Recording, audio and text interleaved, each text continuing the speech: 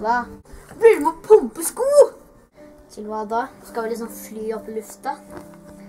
Ja, det går jo det da. Nei, det går ikke. Tenk at du har 10.